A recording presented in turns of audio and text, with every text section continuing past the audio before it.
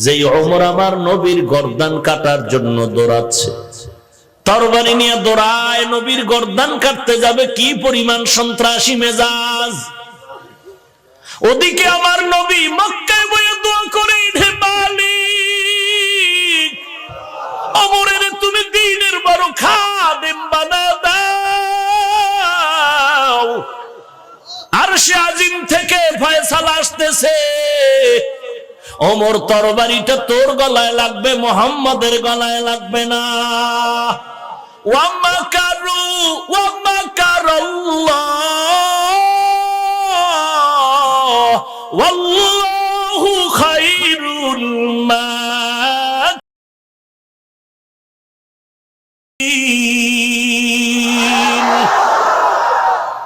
বান্দা তুই যত চালাকি করবি, তোর চালাকি আল্লাহর দরবারে টিকবে নাকি? 80 বছর লাগায় যত বাটপারি করবি, মুসলমানের 1 মিনিটের চিন্তার সামনে ধ্বংস হয়ে যাবে। মুসলমানের সামনে পারবি না। এই দেশের মুসলমান সিলেটের জমিনে 360 আউলিয়ার কাফেলা নিয়ে ঢুকলেন শাহজালাল। গৌর গোবিন্দ কয়রে টুপিওয়ালা পাগড়িওয়ালা ভেগে যাও। শাহজালালের অস্ত্র নাই, আছে একটা লাঠি আর পাগড়ি আর তসবিহ। দাওয়াত ও তাবলীগের মুরব্বী ইলিয়াস রাহমাতুল্লাহ আলাইহি মক্তবে যায়, হাতের মধ্যে একটা লাঠি নিয়ে যায়। শাহজালাল ইয়ামান থেকে বাংলাদেশে আসছেন, তসবিহ আছে, একটা লাঠিও আছে। ওরে মৌলবী, তোমরা সন্ত্রাসী চাও না, হাতের মধ্যে বাঁশের লাঠি কেন? শাহজালাল ডাক দিয়া কয়, অন্ধ বুড়ি রাস্তা দিয়া হাঁটে, চোখে দেখে না, হারিকেন জ্বালায় হাঁটে রাতের অন্ধকারে। একজনে কয়, বুড়িমা তুমি তো চোখে দেখো না, আবার হারিকেন জ্বালাইছো কেন? কয়, আমি রাস্তা দেখার জন্য জ্বালাই না, আমারে যেন কোনো মগায় ধাক্কা দিয়া ফালায় না দেয়। মুসলমানের হাতের লাঠি কাউকে আঘাত করার জন্য না। তাহলে হাতের মধ্যে লাঠি কেন? বলে, আমি নামাজের দাঁড়ায় গেলাম, পাগড়ি মাথায়, মুসলমানের সামনে নিয়ে কোরআনের বয়ান করি, কোরআন তেলাওয়াত করি।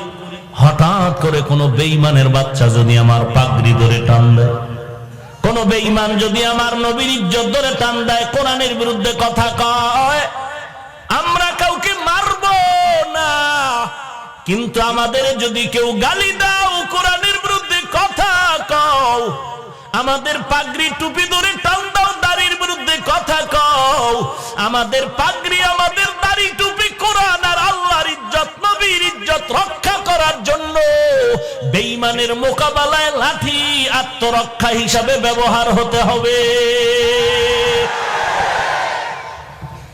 গৌর গোবিন্দ কয়, ভেগে যাবে পাগড়িওয়ালা। শাহজালাল বলে, তুই চিননি আমি মুসলমান?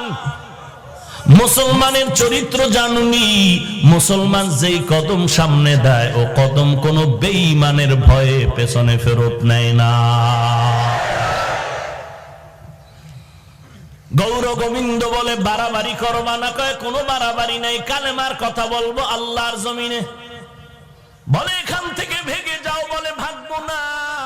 বলে, যুদ্ধ হবে। শাহজালাল বলে, যুদ্ধ হবে, তবে গৌর গোবিন্দ মাস্তানি করে, টাকার গরম। আর শাহজালাল গৌর গোবিন্দের প্রতিবাদ করে একমাত্র চোখের পানি আর ইলম ও আমলের গরম। আগামীকাল যুদ্ধ হবে। শাহজালাল নিরুপায় হয়ে গেলেন। আউলিয়াদের কাফেলা নিয়ে রাতের বেলা আল্লাহর সাথে গভীর রাত্রে কথা বলতে শুরু করলেন। সিজদায় পড়ে কান্নার আওয়াজ, ও আল্লাহ, তুমি ছাড়া কেউ নাই, অস্ত্র নাই, ধনবল নাই, জনবল নাই, কিছুই নাই রে আল্লাহ। তুমি আসমান থেকে সাহায্য করো রে মালিক। নামাজ পড়ে মোনাজাত করলেন, কানলেন। নামাজের পরে ফজরের নামাজ হবে, আজান হবে, সময় অল্প বাকি। আল্লাহর ওলি শাহজালাল বলে, এই কাফেলার মধ্যে এমন একজন আল্লাহর ওলি আছেন নাকি জীবনে জামাত ছাড়া নামাজ পড়েন নাই?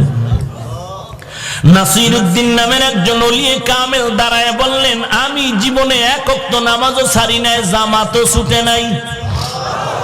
শাহজালাল বললেন, আজ আপনার পবিত্র কণ্ঠেই হবে ফজরের আযান। সময় এসে গেল, নাসিরউদ্দিন নামের ওলি কামেল দাঁড়ায় গেল।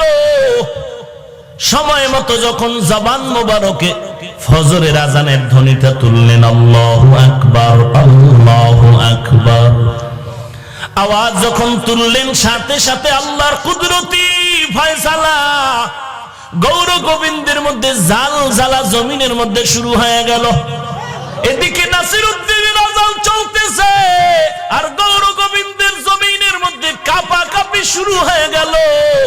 আযান চলতেছে, জমিন কাঁপতেছে, আযান চলতেছে, জমিন কাঁপতেছে। হঠাৎ করে তাকায় দেখে আযান শেষ, বেঈমান গৌর গোবিন্দ শেষ। ওয়ালা তাহিনু ওয়ালা তাহজানু ওয়া আনতুমুল আ'লাউন ওয়া আনতুমুল আ'লাউনা ইন কুনতুম মুমিনিন।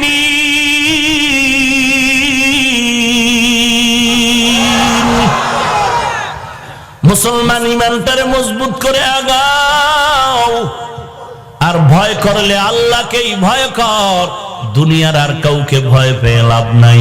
ওমর নবীর গর্দান আনার জন্য দৌড়ায়, নবী আল্লাহর কাছে দুহাত উঁচু করে দোয়া করতেছেন, পথিমধ্যে বাধাগ্রস্ত হয়ে গেল।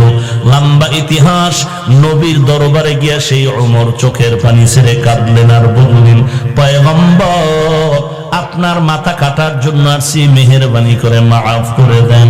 আপনি তরবারিটা হাতে নেন আর আমার গর্দানটা কাটিয়ে দেন, আর গর্দান কাটার আগে আমাকে কালেমার পতাকা লাগায় মুসলমান বানায় দেন। ওমর নবীর হাতে হাত দিল, অ্যাকশন শুরু হয়ে গেল, কালেমার নুরানি অবস্থা ভেতরে ঢুকে গেল। ওমর ওই তরবারি নিয়ে দ্রুত দেরি না করিয়া বাইতুল্লাহর হাতিমে দাঁড়ায় গেল। চিৎকার করে বলে, বেঈমানের বাচ্চারা আয় আয়, 5 মিনিট আগে আমি ওমর ছিলাম মুহাম্মদের দুশমন, এখন আমি ইসলামের বন্ধু হয়ে গেছি, কাউরে লাগবে না। আমি ওমরের সামনে বেঈমানের জন্য আমি ওমর যথেষ্ট, তরবারির সামনে দাঁড়াও। আল্লাহর কাছে দোয়া করলেন, কবুল হয়ে গেল। যেই ওমর নবীরে মারতে গেল, সেই ওমর আল্লাহর কাছে কি পরিমাণ দামি হয়ে গেল। আল্লাহর কাছে ওমর এখন কান্না করে। আল্লাহ পাক রব্বুল আলামিন ওমরকে এত মর্যাদা দান করলেন। নবীজি বলেন, লাউ কানা বাদি নবিয়্যুন লাকানা ওমর, আমার পরে যদি আল্লাহ কাউকে নবুয়ত দান করতেন, ওমর হতো আমার পরের নবী। নবী বাইতুল্লাহ তাওয়াফ করলেন, 2 রাকাত নামাজ পড়বেন কোন জায়গায়? ওমর প্রস্তাব দিলেন, মাকামে ইব্রাহিমের পেছনে নামাজ 2 রাকাত পড়েন। নবী চিন্তা করেন, সিদ্ধান্ত কোন দিক দিয়ে নিব চিন্তা করে। হঠাৎ করে জিবরাইল আমিন এসে বলেন, পয়গম্বর, ওমরের কথাটা মেনে নেন, কারণ ওমরের প্রস্তাবে আমার আল্লাহ রাজি হয়ে গেছে। সেই ওমর এমন জাহান্নামের ভয়, ঈদের দিন সবাই আনন্দ করে, ওমরের আনন্দ নাই। দরওয়াজায় তালা লাগায় কান্নার আওয়াজ। আবু হুরায়রা রাদিয়াল্লাহু তাআলা আনহু বলেন, খলিফাতুল মুসলিমিন, আপনি আজ কাঁদবেন কেন, আনন্দ করেন না কেন? ওমর বলে, আনন্দ ওই ব্যক্তি করবে যার কোনো চিন্তা নাই, পেরেশানি নেই। আপনার কিসের চিন্তা? বলে, রমাজান চলে গেল, রোজা রাখলাম, কবুল হলো কিনা চিন্তা। তারাবি পড়লাম, কোরআন তেলাওয়াত করলাম, কবুল হলো কিনা চিন্তা। জাহান্নাম থেকে নাজাত পেলাম কিনা চিন্তা। আবু হুরায়রা বলেন, কিসের জাহান্নামের চিন্তা? আপনার উপরে তো আল্লাহ জান্নাতের টিকিট দিয়ে দিয়েছেন।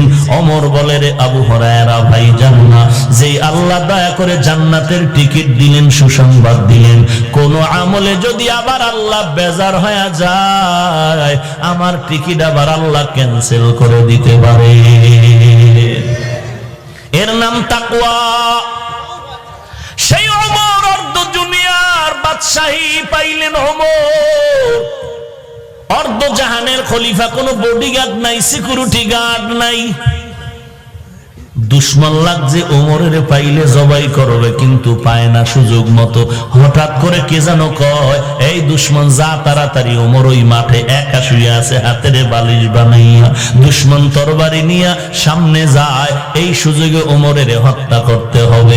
যত দূর আগায় এর থেকে ডাবল অংশ পিছনে যায়, ভয় লাগে কি না জানি আবার হয়ে যায়। কারণটা কি জানো? ক্বালান নবী সাল্লাল্লাহু আলাইহি ওয়া আলিহি ওয়াসাল্লাম, মান হাফিজা সুন্নতি আকরামাহুল্লাহু তাআলা বিআরবা'i খিসাল। যারা আমার রাসূলের সুন্নতের কলিজার মধ্যে আঁকড়ায় ধরে রাখবে, আল্লাহর নবী বলেন আল্লাহ তাআলা তাকে 4টা পুরস্কার দিয়ে মর্যাদা বাড়ায় দিবেন। 1 নাম্বার, আল মাহাব্বাতু ফি কুলুবিল বারারা, নেক আমলওয়ালা আল্লাহওয়ালার সিনার মধ্যে ওই সুন্নতের মায়া ঢুকায় দিবে। ওরে বান্দা চিনে না, এরপর দিল থেকে সুন্নাতওয়ালারে মহব্বত করবে আল্লাহওয়ালা। যেই লোকটাকে চিনে না, এরপর মহব্বত, দূর থেকে মহব্বত করবে আর দোয়া করবে, আল্লাহ মহব্বত অন্তরে ঢেলে দিবেন।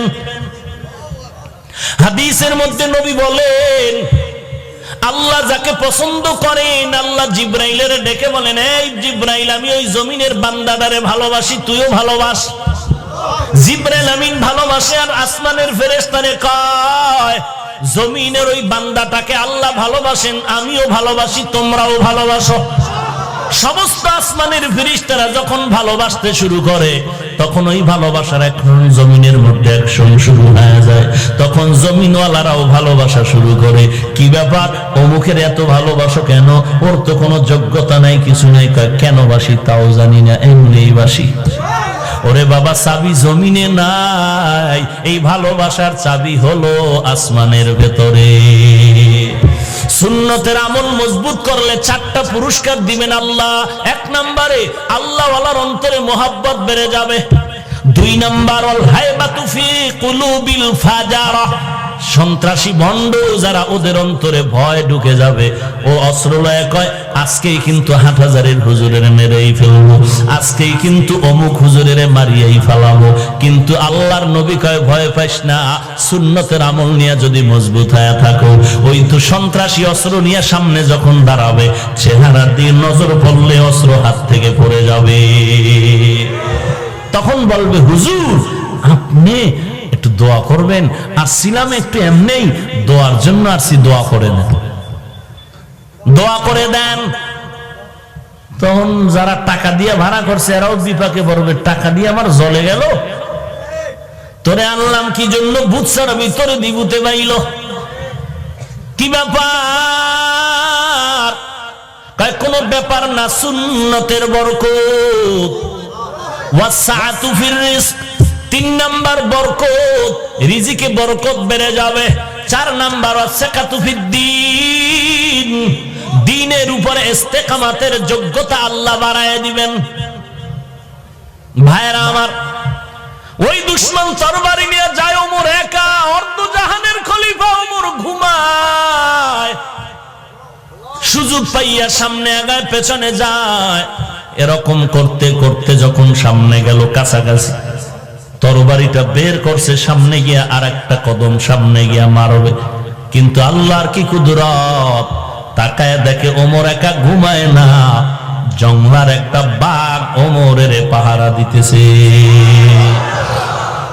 দেখা ভয়ে অস্ত্র পড়ে গেল, ওমরের সজাগ হয়ে গেল। তাকায় দেখে আছে না মানুষ দাঁড়ানো, অস্ত্র পেছনের মাটিতে। ওমর ডাক দিয়ে কয়, ভাই ভয় পাইও না, কোথা থেকে আসছো?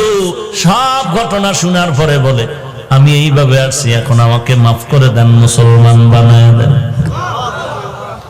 সেই ওমর কি পরিমাণ আল্লাহর ভয় আর তাকওয়া! দিনের বেলা মানুষের বিচার করে, আর রাতের বেলা মানুষের বাড়ি বাড়ি খোঁজ খবর নেয়, কার কি অসুবিধা আছে। যাবো আর একটু সামনে।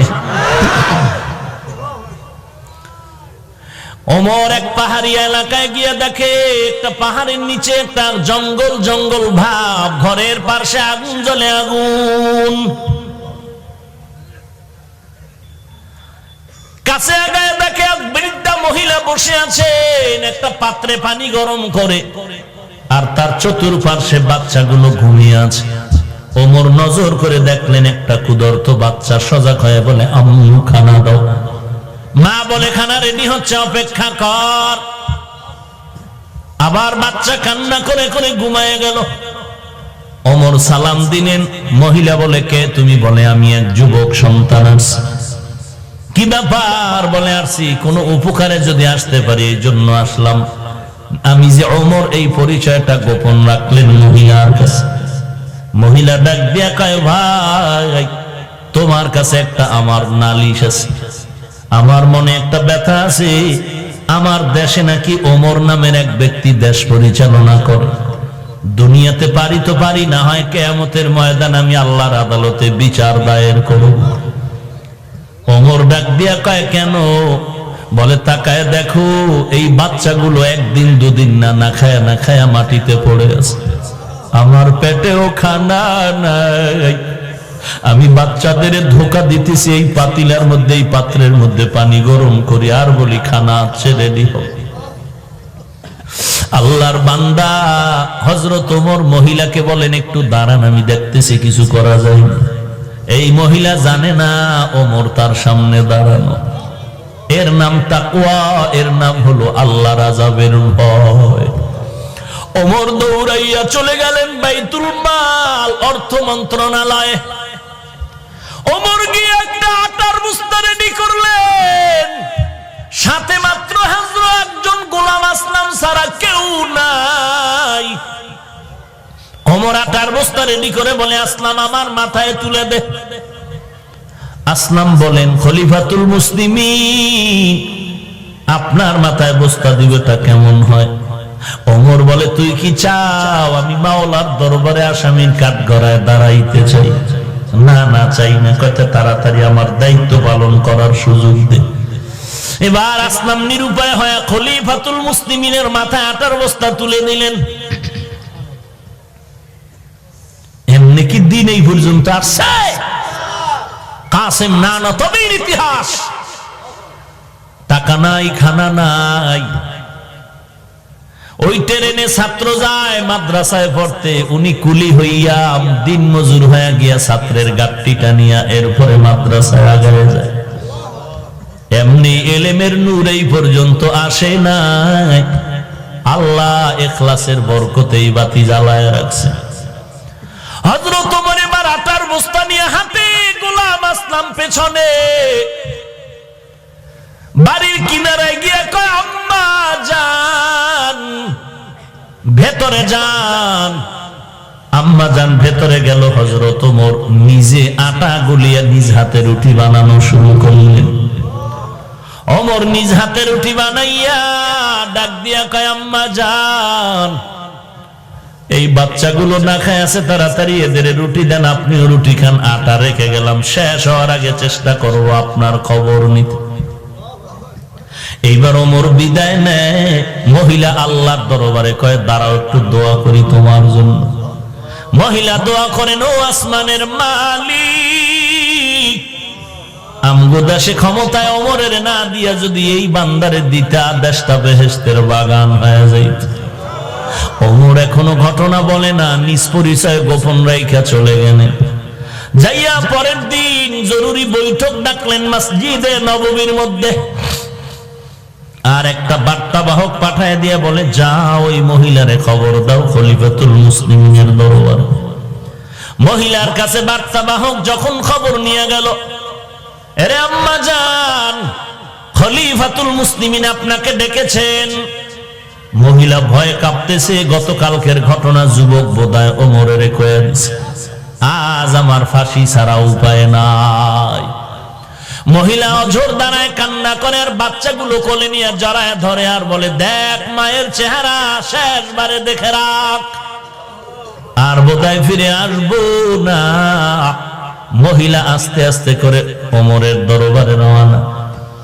জায়গা মতো গিয়া তাকায় দেখে গতকালের রাতের সেই যুবক মসনদে দাঁড়ায় আছে।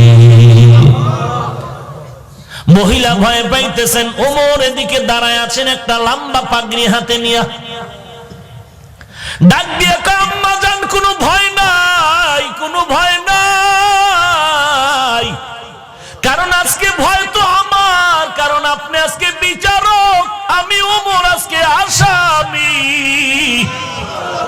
আপনি আমার বিচারক। এই পাগড়ি গলায় মাথা দিয়ে পেঁচায় দিলাম, আপনি পাগড়ির মাথার এক অংশ নিয়ে আমারে মদিনার অলিতে গলিতে টানেন আর বিচার করেন। কেন? আপনার খবর সময় মতো নিতে পারলাম না। আমি সময় মতো আপনার খবর কেন নিতে পারি না? আমার বিচার করেন। তারপরও আমি চাই দুনিয়াতে আমার বিচার হোক, কিয়ামতের দিন যেন ওই জাহান্নামের আগুনে জ্বলতে না হয়, আল্লাহর আসামির কাঠগড়ায় যেন দাঁড়াইতে না হয়। কারণ ওই কাঠগড়া বড় কঠিন। সূর্য মাথার উপরে নেমে আসবে, একটা নয়, দুইটা নয়, 12টা মুখ সূর্যের জমিনের দিকে ফিরে দেওয়া হবে। সূর্য মাথার উপরে যখন নেমে আসবে, গুনাহগারের মাথার মগজগুলো টাস টাস করে ফেটে যাবে। ওদিকে জাহান্নামের আওয়াজ। জাহান্নাম বলবে, আল্লাহ গুনাহগার গুলো কই? সব আমার পেটের মধ্যে দাও। আমার আল্লাহ রাগান্বিত আওয়াজ দিয়ে বলবেন, অমতাজুল ইয়াউমা আইয়ুহাল মুজরিমুন। আল্লাহ তাআলার আওয়াজে হাসরের ময়দানটা থরথর করে কেঁপে উঠবে, নবীরা পর্যন্ত বেকারার হয়ে যাবে। ওই সময় আপন বলতে কেউ নাই। ওই আসামির কাঠগড়ায় আমি ওমর কেমনে দাঁড়াবো, বড় ভয় পাই। এরে নরসন্দির যুবক, পা দুটো আগায় দে। আমি তোর পায়ে হাত রেখে বলছি, আর গুনাহ করিয়া তুই কবরের দিকে যাস না রে বাবা। আমিও টুপি মাথায় দিলাম, তুই আল্লাহর গোলাম, আমিও সে আল্লাহর গোলাম। তুই যেই নবী মানো, আমিও সেই নবীর উম্মত। তুমি যে কোরআন মানো, সে কোরআন আমিও মানি। কিন্তু বাবা, তুমি টুপি মাথায় দিতে চাও না, আমি মাথার থেকে টুপি ফেলতে চাই না। কারণটা কি? একমাত্র কারণ ওই জাহান্নামের আযাবের ভয়। একটা বেতের বাড়ি হাতে দিলে সহ্য করতে পারি না ব্যথা। আর নবী বলেন, গুনাহগার হয়ে যদি কবরে যাও, ওই কবরের দুই পার্শ্বের মাটির চাপ, কবরের মাটির চাপের কারণে পাজরের হাড় চুরমার হয়ে যাবে। একটা নয়, দুটো নয়, 70 থেকে 99টা সাপ কবরের মধ্যে জাহান্নামের আগুন। সহ্য করতে পারবি রে যুবক? জমিন থেকে 9,30,00,000 মাইল উপরে সূর্য। রাতের বেলা ছিল, রাতের বেলা নাই, দিনের বেলা ছিল। এরপরে এত ঘাম আর গরম কেন? ওই সূর্যের আগুন কি সহ্য করতে পারবি? যদি বলো না, না পারবি না, পায়ে হাত রেখে বলি, আর গুনাহ করিস না রে ভাই।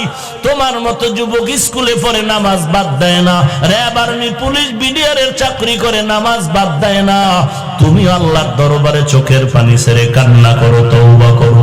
আল্লাহর নবী বলেন, কান্না করো, কান্না না আসলে কান্নার বাহানা করো, তাতেও সওয়াব।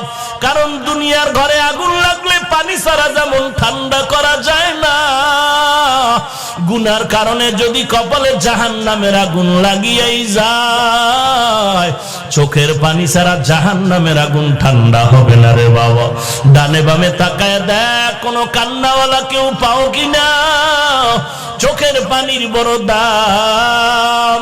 তোমার আমার চোখে কেন পানি নাই? গুনার কারণে দিলটা পাথরের মতো শক্ত, এই কারণে চোখের মধ্যে পানি আসে না। আল্লাহর কাছে দিলটা নরম করে বলো, আল্লাহ কান্নাওয়ালা চক্ষু দান করে দাও, কান্নাওয়ালা চক্ষু দান করো হে মালিক।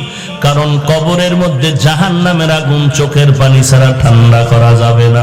আল্লাহর ভয় অন্তরে ঢুকাও আর কান্না করো। আর আল্লাহওয়ালা যারা, তাদের বন্ধু হয়ে দোয়া নাও। জীবনে তওবা করো, যা অন্যায় করেছো আর জীবনে কোনোদিন গুনাহ করবা না। মা বাবাকে কষ্ট দিবা না। ও পর্দার আড়ালের মা, আল্লাহর ভয় অন্তরে ঢুকাইয়া তওবা করে নাও। ওরে মা, তুমি তো সাধারণ মা না, তুমি হাফেজে কোরআনের মা। তুমি আলেমদের মা, তুমি খাজা মঈনুদ্দিনের মায়ের মতো মা, বড় পীরের মায়ের মতো মা। এরে মা, মনটা কি চায় না একজন আলেমের মা হয়ে কবরে যাও, একজন হাফেজে কোরআনের মা হয়ে কবরে যাও। ওই ঢাকাতে মাদ্রাসার খেদমত করি, ছোট ছোট বাচ্চাগুলো মাঝে মাঝে দেখি আমার অফিসের সামনে দাঁড়ায় তাকায় থাকে। ওদের ডাক দিয়ে কই বাবা কি চাও? দাঁড়ায় বলে হুজুর আপনাকে দেখতেছি। বাড়ি কই? বলে কুমিল্লা। বাড়ি কই? বলে শরীয়তপুর। এইবার বলি আসছো কেমনে? কয় মা বয়ান শুনিয়ে ওয়াদা করছে আমারে মাদ্রাসায় পড়াই। আমার মাথায় হাতটা বুলায় দেন, একটু দোয়া করে দেন, আল্লাহ যেন ভালো আলেম হওয়ার তৌফিক দান করে। এরে আল্লাহর বান্দা, মাদ্রাসা বন্ধ হয়ে গেল, সব ছাত্রগুলো বাড়ির মধ্যে যায়। কয়েকটা ছাত্ররে দেখি সিঁড়ির গোড়ায় বয়ে বয়ে কান্না করতেছে। জিজ্ঞাসা করলাম তোমরা কেন বাড়ি যাও না? ও কান্না করে বলে হুজুর আমার বাড়ি নাই, আমার ঘর নাই, আমি বড় ইয়াতীম, আমার মা নাই, বাবা নাই। এরে ছাত্র ভাইরা, আল্লাহর কাছে কান্না করো, চোখের পানি ছাড়া কিন্তু আমার মাওলা ইলমের দরজা খুলবে না রে বাবা। তুমি রাতারাতি বড় হইতে পারবা না। মা বাবার দোয়া নাও, উস্তাদের দোয়া নিয়ে চল, আর চোখের পানি ছাড়িয়ে আমার মাওলার কাছে কান্না কর। আর আল্লাহকে বল, আল্লাহ তুমি ইলমের দরজায় আনছো, ফিরাইয়া দিও না, খালি ফিরাইয়া দিও না রে আল্লাহ। তুমি আমাকে ইলমের নূর দিয়া সিনাটারে ভরপুর করে দাও। ঢাকার মধ্যে একটা ঐতিহ্যবাহী মাদ্রাসা, মালিবাগ মাদ্রাসা, জামিয়া শরঈয়া। মালিবাগের থেকে একটা ছাত্র মাওলানা হয়ে বের হওয়া, মুফতি হয়ে বের হওয়া মানে ইলমের জগতে একটা বুলেট। এই মাদ্রাসার একজন মুফতি ছাত্র বের হয়ে গেল, এত বড় দামি মুফতি সাহেব, কোরআনের হাফেজ, এত বড় দামি মুফতি সাহেব ঢাকার শহরে উল্লেখযোগ্য মসজিদে 10 বছর ইমামতি করলেন, মানুষের নামাজ পড়ালেন, তারাবিহ পড়ালেন।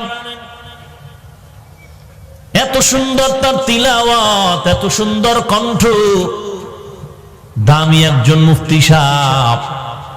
বর্তমানে ইন্টারনেট জগতে ঢুকিয়া বান্দা কোরআনের আয়াত পড়ে, হাদিস পড়ে বলে আল্লাহ এই অন্যায় করেছে, নবীজি এই অন্যায় করেছেন।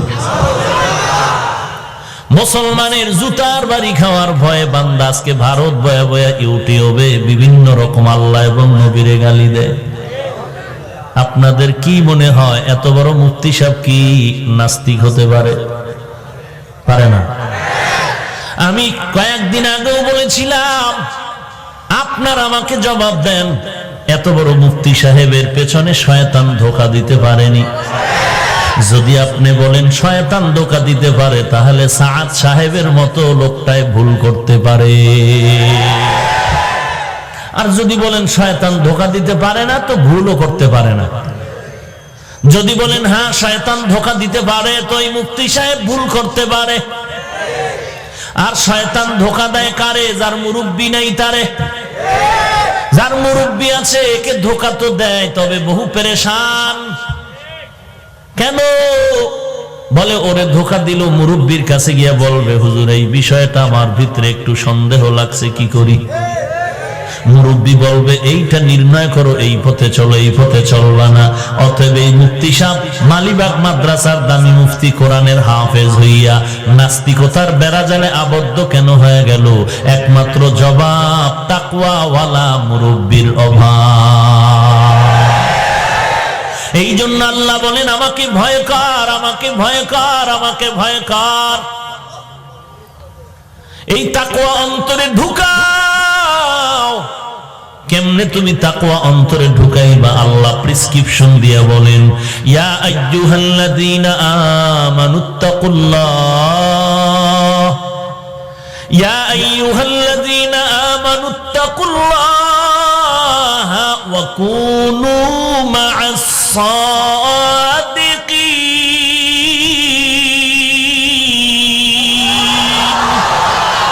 সোহবতে সালেহ তোরা সালেহ কুনাত, সোহবতে তানে তোরা তালে কুনাতের জমানা, সোহবতে বা আউলিয়া বেহতার আজ সদ সালে তাআত বেরিয়া।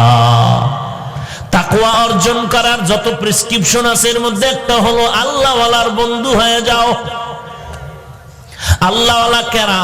যারা বিড়ি টানে, যাদের দাড়ি নাই টুপি নাই, এরা আল্লাহওয়ালা।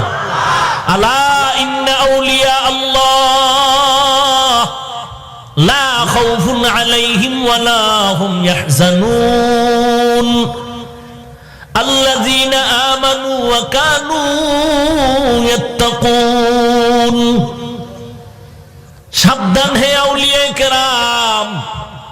এক বচনে ওলি, বহু বচনে আউলিয়া। আকাশেতে লক্ষ তারা, এক চাঁদের আলো। লক্ষ মানুষ থেকে একজন আল্লাহওয়ালা ভালো। আউলিয়ারা কারে অকবা ইখতিয়ার জাহেলানা কারে দুনিয়া ইখতিয়ার। মাইলে মোমিন সোয়ে মোমিন মিশাওয়াত, মাইলে কাফের সোয়ে কাফের মিশাওয়াত। আল্লাহওয়ালা হওয়ার জন্য দুইটা গুণ লাগবে। এক নম্বরে পরিশুদ্ধ ঈমান, দুই নম্বরে তাকওয়া। তাকওয়া মানে আল্লাহর ভয়, তাকওয়া মানে ইখলাস। থাকে কই? দেখা যায়। দেখা না যাওয়ার কারণেই তো মুনাফিকরা চুরি করে। কি চুরি করে? 40, 50, 60 বছরের ভাই, মাথায় কেন টুপি নাই? তাকওয়া তো অন্তরে আছে, টুপি না পরলে অসুবিধা কি? চোর। 60-70 বছর হায়াত হয়ে গেল, দাড়ি নাই কি ভাই? বলে তাকওয়া অন্তরে আছে, দাড়ি না রাখলে অসুবিধা কি? মদিনার পোশাক নাই কেন? বলে তাকওয়া তো অন্তরে আছে, মদিনার পোশাক না পরলে অসুবিধা কি? একজন আল্লাহর ওলি চমৎকার একটা উদাহরণ দিয়েছেন, বলবো? কত আর ভেজালওয়ালা আম খাবেন? যে আম খাইলে পেটটা ঠান্ডা হয়ে যাবে, ওই আম খাইলে এখন বাথরুম ডাইরেক্ট হয়ে যায়। কেন? মানুষ অন্যের দোষ দিয়া লাভ নাই, নিজের মাথায় নিজে ছুরির আঘাত করতেছ। কত বড় নিমক হারাম। যারাই ফলের মধ্যে ভেজাল করো, ওই ফল তো তোর বাচ্চা খাবে, তোর মা খাবে, তোর বোন খাবে, তোর আত্মীয় স্বজন খাবে। বিষ মিশায় দিলি কেন? আল্লাহ তো দয়া করিয়া তোরে আম দিছিল, আল্লাহ অপেক্ষা করার জন্য বলছে 1 মাস অপেক্ষা কর, আমি পাকায় দিব। আর আমি পাকায় দিলে তুই দুধ দিয়া আম দিয়া ভাত খাবি, বান্দা তোর শরীরটা মোটা তাজা হয়ে যাবে। সহ্য করতে যারা পারো নাই, কুত্তার মতো জিহ্বাটা যাদের বের হয়ে গেছে, আল্লাহ বলেন আমি আল্লাহকে যখন বেজার করে চালাকি করলি, দুনিয়াতেও খাইলি কালা পোশাক কলার বেতের বাড়ি, টাকা হলো জরিমানা, জেলখানা বোনা। কয়দিন আর বাটপারি করবি রে ভাই? এই করে কি লাভ হবে যেই বাটপারি ধরা খাইলি? ওই টাকার পাহাড় গড়ে কি লাভ হবে যেই টাকায় জেলখানার মেহমান হয়ে গেলি? ওই বিল্ডিং 5 তলা করে কি লাভ হবে যেই বিল্ডিং দুদকে শেয়ার রাজুকের লোক ভেঙে দেয়? ওই সন্তানের আব্বা হয়ে কি লাভ হবে যেই সন্তান তোরে কানে ধরে উঠায় আর বসায়? ওই স্ত্রী বিয়ে করে কি লাভ যেই স্ত্রীর কারণে তুমি স্বামী মানুষের সামনে মুখ দেখাতে পারো না? এরে নবীর উম্মতের দল, এই সব ভেজালের পেছনে 3টা দোষ আছে, দুর্বলতা আছে। 1 নম্বরে জাহান্নামের ভয় নাই, ধর্মীয় কোরআন সুন্নাহর গভীর শিক্ষা নাই। 3 নম্বরে তাকওয়া ওয়ালা কোনো মুরব্বি নাই। মুরব্বি লাগবে নি? যারা বলে লাগবে না তারা ভণ্ড, ওদেরকে যারা ভণ্ড বলে না তারাও ভণ্ড। কত বড় বেয়াদব হইলে বলে ইমাম আবু হানিফা মুশরিক।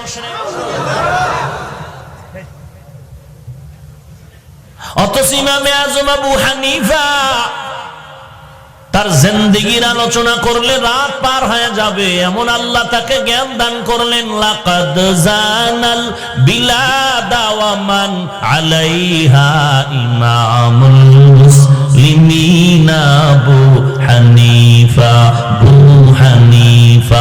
বুধ ইমামে বাসফা আসিরাজে উম্মতানে মুস্তফা।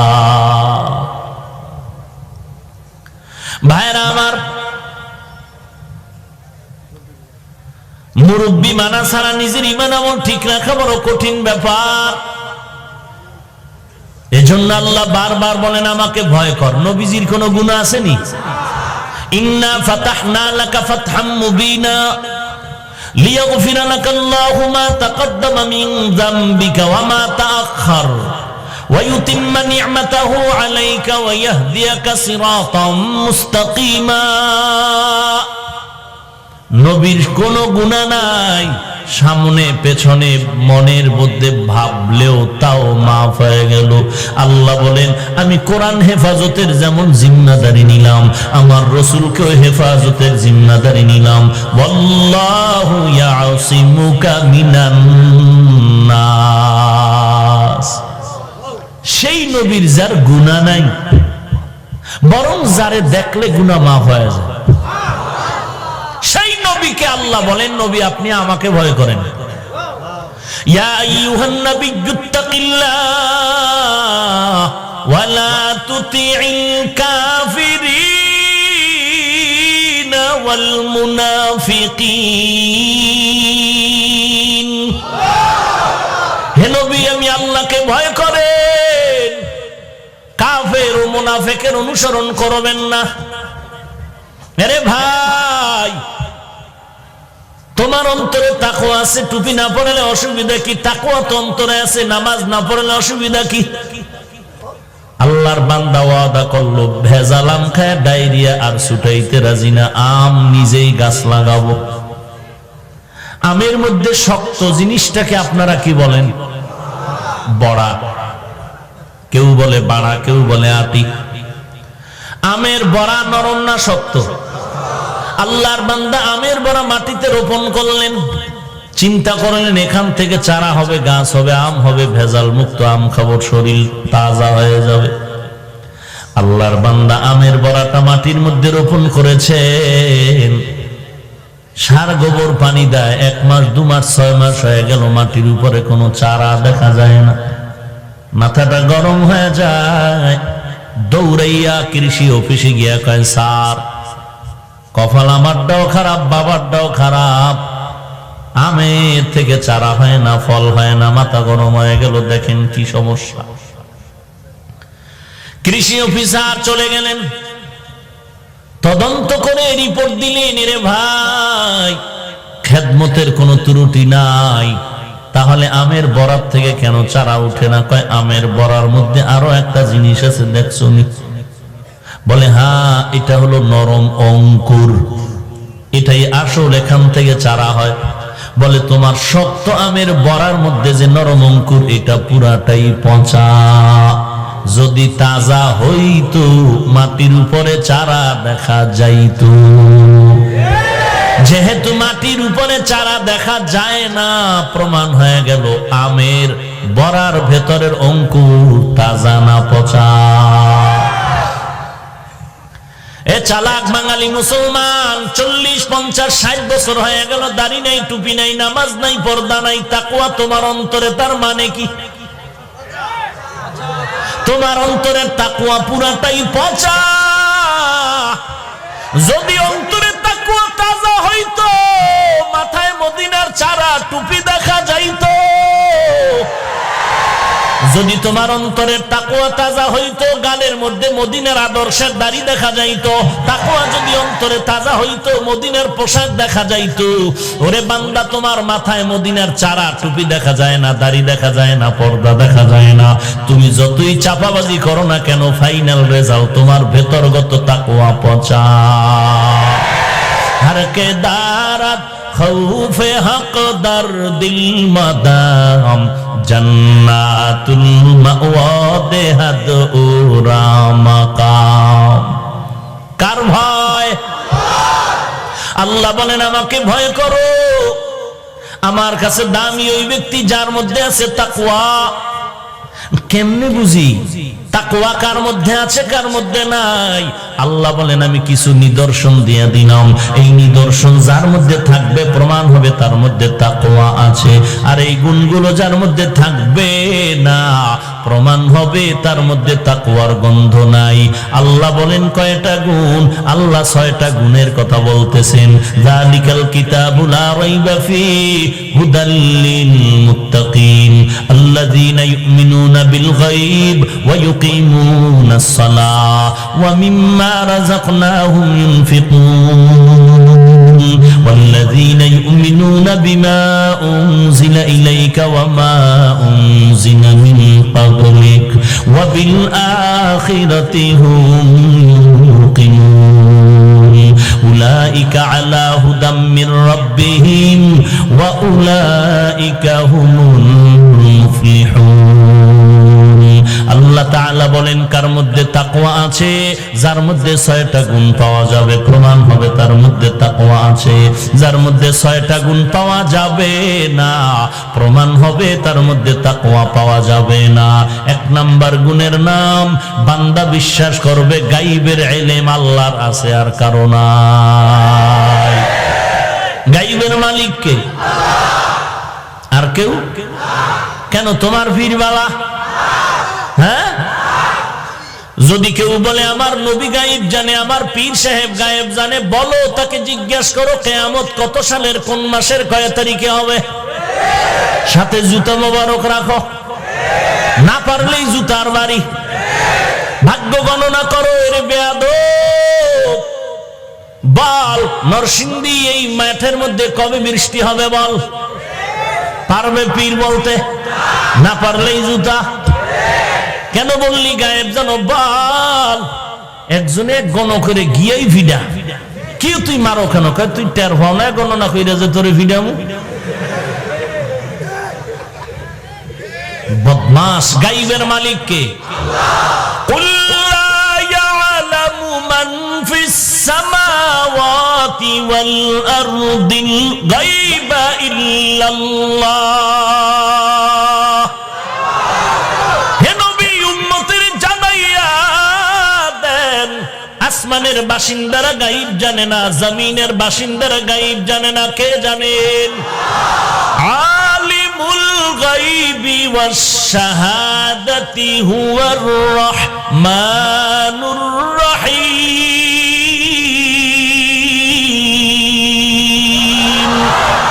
এই কালামে জিন্দা কুরআনে হাকিম হিকমতে উলা ইয়াজালাসতু কাদিম জামিউল ইলমি ফিল কুরআনে হাকিম তাকাসারাত আনহু আফহামুর রিজালি বখা কুরআ কালামুল্লাহ বশনো কদিমাস্তি কদিমাস্তি নইনু।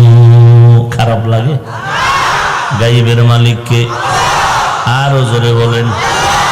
আর কেউ গায়েব জানেনি? গায়েবের মালিক আল্লাহ। এই বিশ্বাস করা হলো মুত্তাকিনদের 1 নাম্বার পরিচয়। মুত্তাকিনদের 2 নাম্বার পরিচয় হলো 5 ওয়াক্ত নামাজ আদায় করবে বছরে একবার।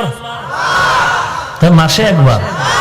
তাহলে দৈনিক পড়েননি সবাই?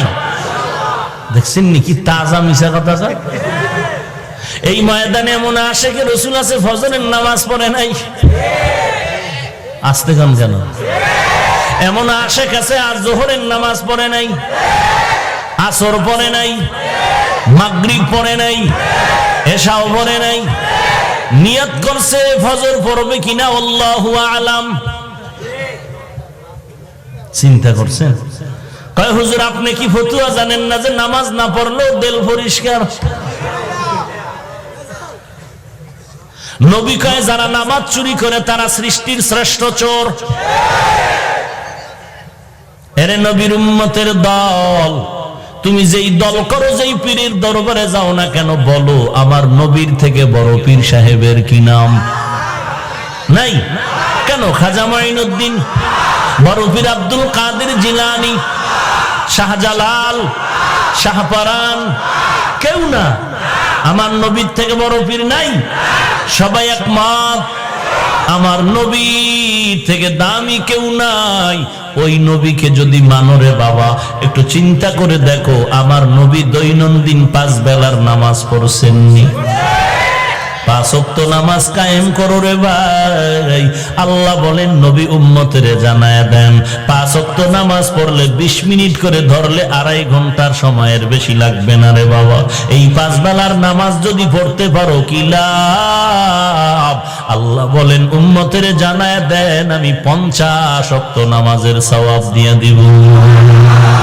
মকুন সুসতি নামাজে পাঞ্জে গানা ফাওয়াইনুল মুসাল্লিনাল্লাযীনা মুমিনারা ইনামাজ ইমদাদ দা ইস্তাঈনু আয়াতে কুরআওয়াখা আয়াতে কদ আফলাহারা ইয়াদকুন গাউরকুন বরমানি আজদিল সাদিকুন। একটুখানি নেকের তরে রোজ হাসরের মাঠেতে বাবা ঘুরবে ছেলের পিছে, ছেলে বাবার আগেতে। আহাতে মন কঠিন দিনেতে নামাজ তোমায় ভুলবে না, ঠিক মতো পড়িলে নামাজ জান্নাত তোমার ঠিকানা। আমার প্রাণের ভাই বোনেরা জলদি করে উঠে যাও, ওযু করে তাড়াতাড়ি নামাজ পড়তে লেগে যাও। আহা নবী বেনামাজির শাফাআত করিবেন না, ঠিক মতো পড়িলে নামাজ জান্নাত তোমার ঠিকানা। ঘুমের চেয়ে নামাজ ভালো আর তুমি ঘুমাইও না, ঠিক মতো পড়িলে নামাজ জান্নাত তোমার ঠিকানা। এই যুবক তোরা ঠিক হ, 5 ওয়াক্ত নামাজ পড়। যুবক ঠিক, গোটা দেশ ঠিক। বিশ্বাস করো না?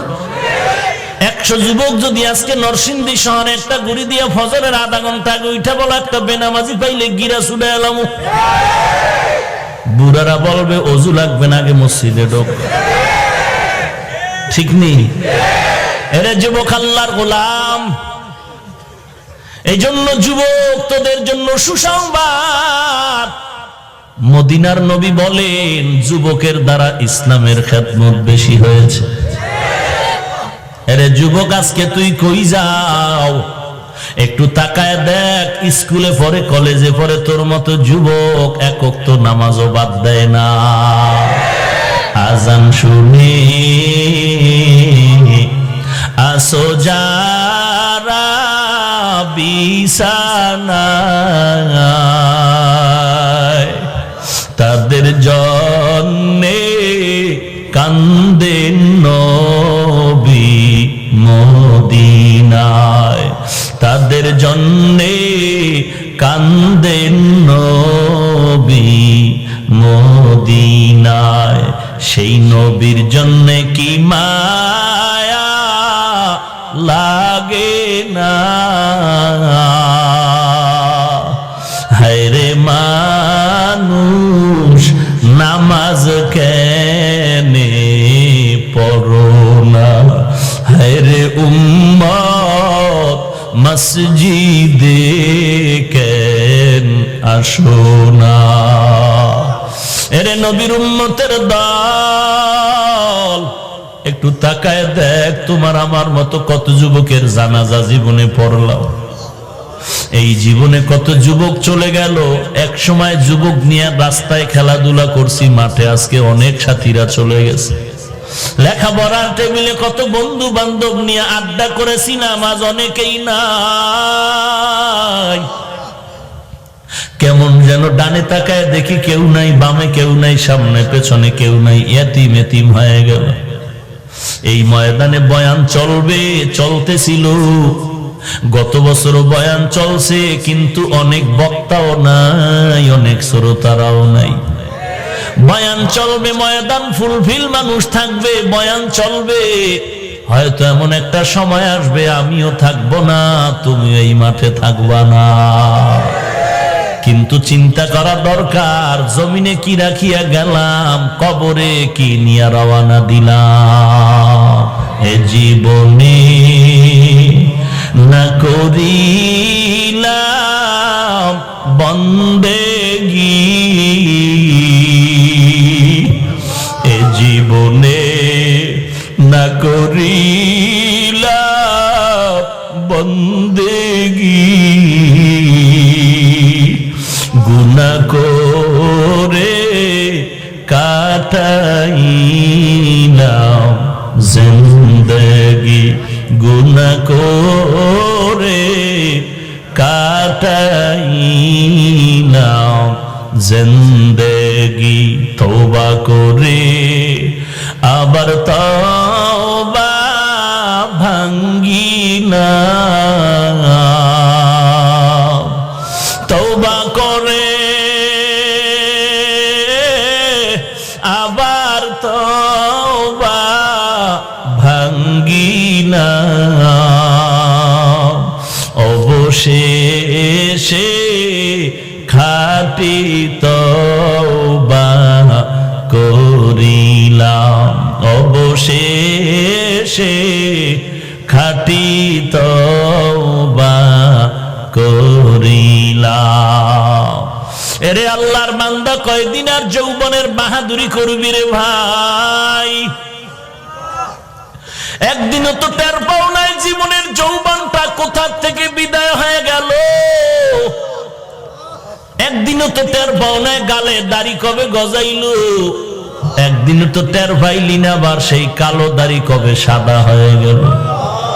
সকালবেলা সুযুবক সময় বান্দা, তুই একটা কাঁচা মরিচ দিয়া পানি ভাত খাইয়া যেই পরিমাণ শক্তির লাভ দিছ, তোর দাদারে জিগায় দেখ, এখন কোরমা পোলাও গোস্ত খাইয়াও একটা লাভ দিতে পারে না। এরে যুবক, যৌবনের বাহাদুরি আর কত করবি? এমন একটা আমল জীবনে কামাই করছো, নিজে আল্লাহ যদি জিজ্ঞাসা করে কি নিয়ে আমার দরবারে আসছো, পেশ করতে পারবি? ওরে বাবা, তুমি কেন, তোমার আমার থেকে দামি দামি আল্লাহওয়ালারা জীবন ভর কান্না করেছেন, কবরে কি উপায় হবে আমার। সাহাবায়ে কেরামদের ভেতরে 10 জন সাহাবা জমিনের মধ্যে জান্নাতের গ্যারান্টি কার্ড পাইলেন।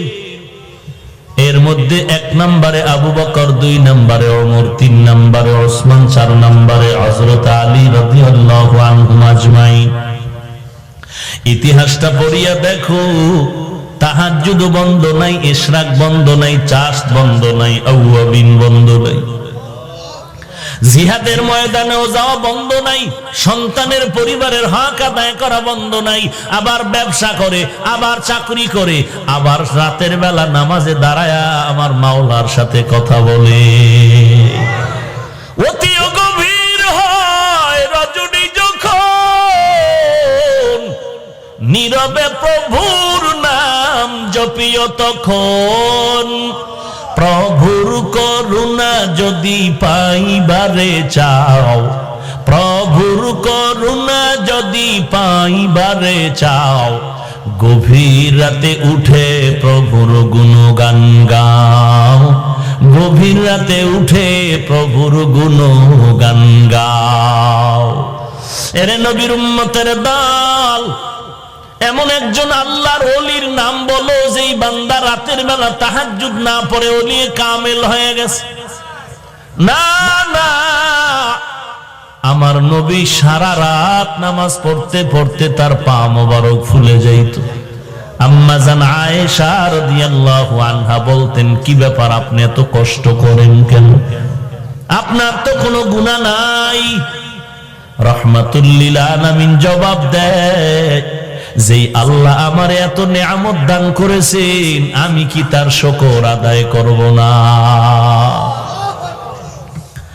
এরে আল্লাহর গোলাম, তুমি আজকে টাকার মালিক, বাড়ি গাড়ির মালিক, কত সম্মান আল্লাহ দান করেছেন, কি শুকর আদায় করেছ রে ভাই? 5 বেলার নামাজটাও তাকবীরে উলার সাথে আদায় করতে পারলাম না। এরে নবীর উম্মতের দল, হযরত ওমরের মধ্যে এত পরিমাণ তাকওয়া ঢুকলো আর ভয় ঢুকলো।